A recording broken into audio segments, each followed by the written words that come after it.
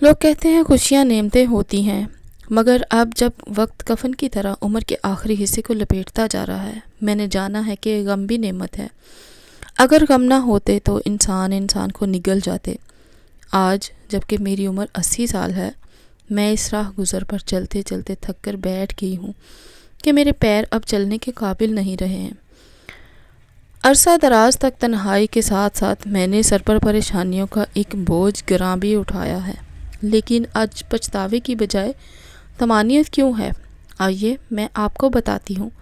بہت سے ممالک کی طرح ہمارا ملک عرصہ دیر تک غلامی اور استبدادی قوتوں کی لپیٹ میں رہا، جس کا نتیجہ عوام کی غربت کی صورت میں نکلا۔ ہم جیسے ملکوں کے لوگوں کو آپ غربت کا پروردہ کہہ سکتے ہیں۔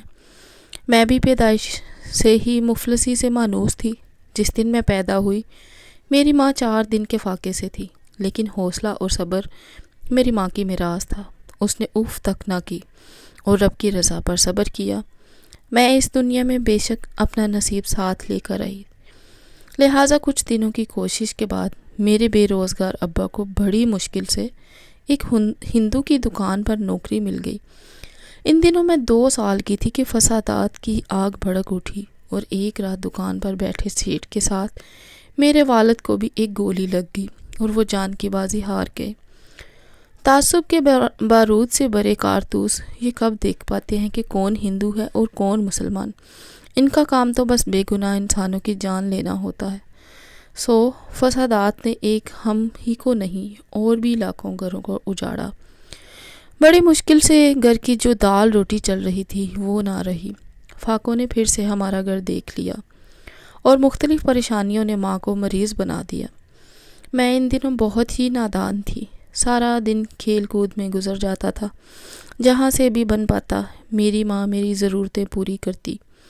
رزق کا اللہ وارث ہے، سو تلاش کرنے پر ننھی منی کمزور سی چڑیا کو بھی دانہ دن کا تو مل ہی جاتا ہے۔ 5 سال کی ہوئی تو ماں نے مجھے اسکول میں داخل کرا دیا۔ وہ سمجھتی تھی کہ جب پڑھ لکھ جاؤں گی تو ہمارے دکھ دور ہو جائیں گے۔ میں اوائل عمر سے ہی اپنے حالات کو سمجھنے لگی تھی، جان چکی تھی کہ ہم غریب ہیں، اسی لیے ہمارے گھر میں بہت کم چیزیں ہیں۔ اسکول جاتے ہوئے بھی میں بہت کم مطالبات کرتی، صرف کتابیں اور بستہ لے جاتی۔ میری ماں بڑی مشکل سے مجھے پڑھا رہی تھی۔ وہ فاقہ کر کے بھی میرے اخراجات پورے کرتی۔ میں نے ان کے شوق کی لاج رکھی، بہت محنت اور لگن سے پڑھتی رہی اور کلاس میں ہمیشہ اول نمبر پر رہی۔ پیسوں کی کمی کی وجہ سے کبھی پڑھائی چھوڑ دیتی اور کبھی پھر سے پڑھنے لگتی۔ اللہ پاک کسی کی محنت ضائع نہیں کرتا۔ میں نے بھی آخر کار 16 سال کی عمر میں فرسٹ پوزیشن میں میٹرک پاس کر لیا۔ امی مجھ سے بہت خوش تھیں، ماموں بھی خوش تھے۔ اگرچہ وہ خوانچہ فروش تھے، پھر بھی ہماری کچھ نہ کچھ مالی مدد کر دیا کرتے تھے۔ تاہم وہ مجھ کو اعلیٰ تعلیم نہ دلوا سکے۔ فخر کے باوجود کچھ تنگ نظری اور کچھ حالات کی تنگی کی وجہ سے انہوں نے مجھے مزید تعلیم حاصل کرنے سے روک دیا۔ ماموں کے خیال میں لڑکیوں کا اتنا پڑھنا کافی تھا۔ یوں بنا احتجاج میں اپنے حق سے دستبردار ہو گئی۔ امی اور ماموں نے میرے رشتے ڈھونڈنے شروع کر دیے۔ غریب کی بیٹی کے لیے اچھا رشتہ ملنا بھی تو مشکل ہوتا ہے۔ رشتہ جو بھی آتا کسی ان پڑھ یا بے روزگار یا پھر نوجوان کا، جس کو کوئی بیٹی دینے پر رضامند نہ ہوتا۔ تاہم وہ دن امی اور ماموں کے لیے انتہائی خوشی اور ساتھ ہی کرب کا ہوتا جب کوئی میرے رشتے کے لیے آتا۔ امی ماموں خوش دکھائی دینے لگتے، جیسے مدت بعد عید کا سماں ہو۔ گھر کی ہر شے کی جھاڑو پونچھ ہوتی، سامان کو نئے سرے سے اور آنے والوں کے ذوق کے مطابق آراستہ کیا جاتا۔ کچھ چیزیں ادھر ادھر سے مانگ کر گھر کی زینت بڑھائی جاتی۔ آنے والوں کا ایسے انتظار کیا جاتا جیسے مقدر گھر کی دہلیز پر قدم رکھ رہا ہو۔ امی کے چہرے پر امید کی روشنی دیکھتی تو مجھے بھی خوشی ہوتی، لیکن جب رشتہ طے نہ ہو پاتا تو ماموں اور امی کے چہرے پر پھیلے ہوئے ماتمی احساسات مجھے بھی افسردہ کر دیتے تھے۔ اب یہ آئے دن ہونے لگا، کوئی نہ کوئی بے تکا رشتہ میرے لیے آ جاتا جس کو ماموں ٹھکرا دیتے کیونکہ ان کو میرے مستقبل کی فکر تھی، لیکن ماں بہت دکھی ہو جاتی۔ ایک دن ٹینشن اور ڈپریشن کی وجہ سے امی کی طبیعت بہت خراب ہو گئی۔ اب یہ سارا ڈرامہ میرے لیے ناقابل برداشت تھا۔ میں نے فیصلہ کر لیا کہ آئندہ آنے والا رشتہ میں قبول کر لوں گی۔ اب آنے والا رشتہ نعمت خاں کا تھا۔ وہ ایک فیکٹری میں مینیجر کی حیثیت سے کام کرتے تھے۔ روپے پیسے کی کمی نہ تھی، خوش شکل تھے اور پڑھے لکھے بھی، لیکن عمر میں مجھ سے دگنے اور شادی شدہ تھے۔ بیوی وفات پا چکی تھی، 3 بچے تھے۔ چونکہ وہ اچھے آدمی تھے، ماموں نے ان سے سوچنے کے لیے وقت مانگا۔ ماموں اور امی رات کو اس بارے مشورہ کر رہے تھے کہ میں ان کے پاس جا کر بیٹھ گئی۔ تب بھی وہ بات کرتے کرتے چپ ہو گئے۔ مجھے اداس اور بے چین دیکھ کر ماموں نے کہا، بیٹی اگر تم کو یہ رشتہ پسند نہیں تو ہم اس کو رد کر دیتے ہیں۔ میں نے کہا، آپ کو صحیح لگ رہا ہے تو مجھے بھی انکار نہیں ہے، آپ ہاں کہہ دیجئے۔ امی اور ماموں نے حیرت کا اظہار نہ کیا۔ وہ سمجھ چکے تھے کہ جتنا بھی انتظار کر لیں اس سے بہتر رشتہ نہیں مل سکتا۔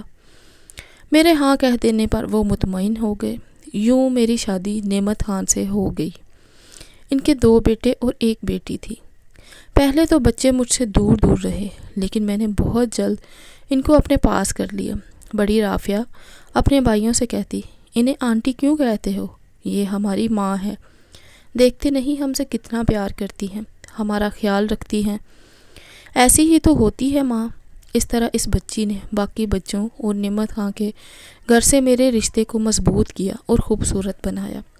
سب سے چھوٹا لڑکا جس کا نام قاسم تھا، وہ ابھی اسکول نہیں جاتا تھا۔ مجھے روئی کے گالوں جیسا معصوم سا بچہ گھر میں اٹھتا پھرتا بہت اچھا لگتا۔ میں نے میکے کے گھر میں اکیلے عمر بتائی تھی، کوئی چھوٹا بہن بھائی بھی نہ تھا۔ اس رشتے کی حسرت تھی۔ مجھ کو شوہر کے بچوں میں رہنا اچھا لگا۔ ان کی پیاری پیاری باتیں اور شرارتیں مجھے خوش کرتی تھی۔ میں بڑی دلچسپی سے ان کی ہر بات سنتی اور ان کا ہر کام کرتی۔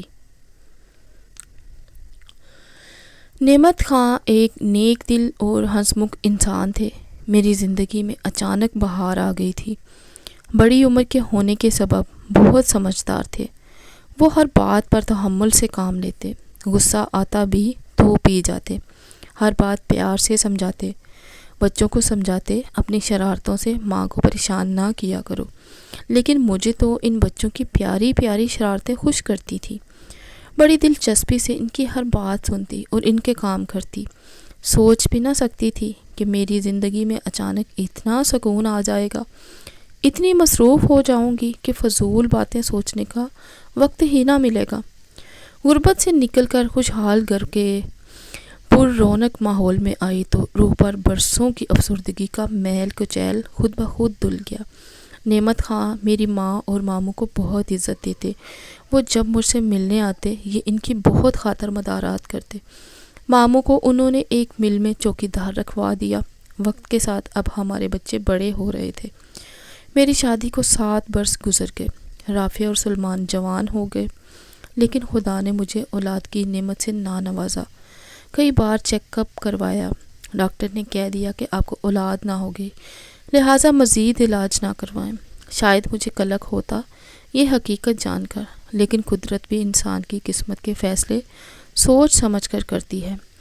اللہ تعالیٰ جانتا تھا کہ پیدائشی بانجھ ہوں، لہٰذا مجھے ایسے شخص کی بیوی بنایا جس کے بچے تھے، اور پھر یہ بچے ہی میری پیاسی ممتا کی تسکین بننے والے تھے۔ میں نے تو روز اول سے ہی نعمت خاں کے بچے کو اپنے بچے سمجھا، ان کو ماں کا پیار دیا، لہٰذا بے اولادی کا غم مجھے دیمک کی طرح نہ لگا، اور میں بری ہو کر گرنے مرنے سے محفوظ رہی۔ وہ بھی ایک پل میرے بغیر نہیں رہ سکتے تھے۔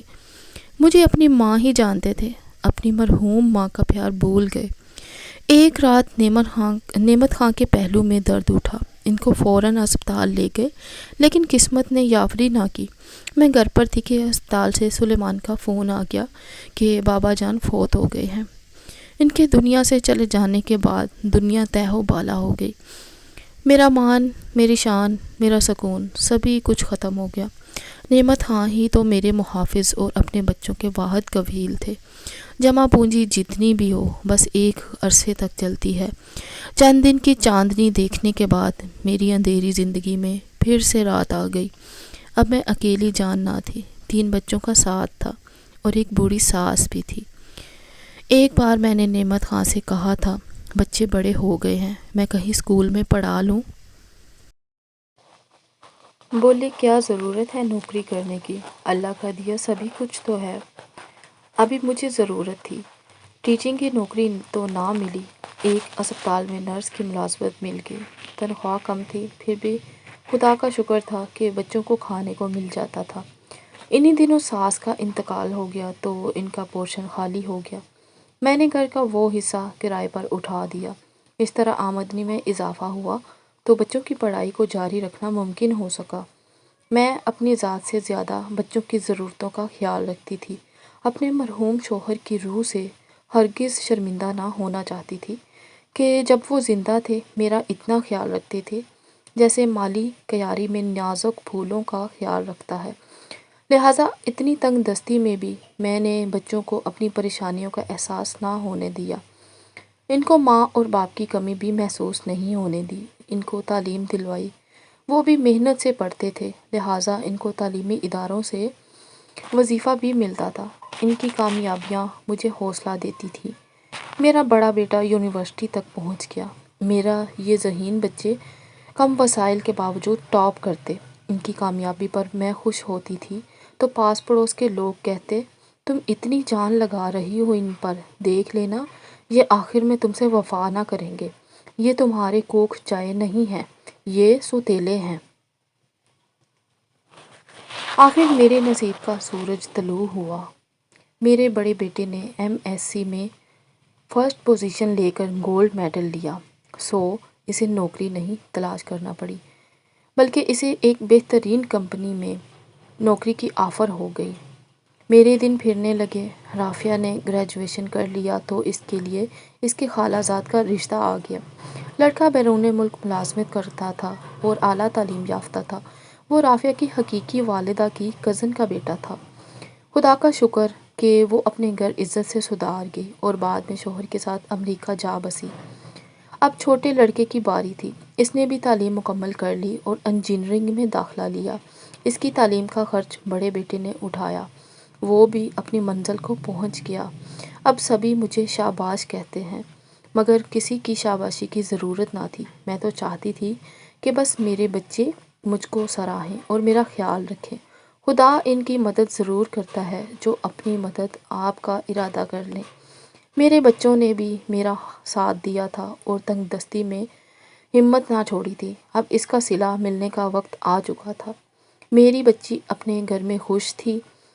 قاسم کو غیر ملک سے وظیفہ مل گیا، وہ اعلیٰ تعلیم کے لیے امریکہ چلا گیا، لیکن میرے بڑے لڑکے سلیمان نے مجھے اکیلے چھوڑ کر بیرون ملک جانا پسند نہ کیا۔ اس نے کہا، ماں اب آپ کا بڑھاپا ہے اور آپ کو میری ضرورت ہے، میں اس عمر میں آپ کو چھوڑ کر نہیں جاؤں گا۔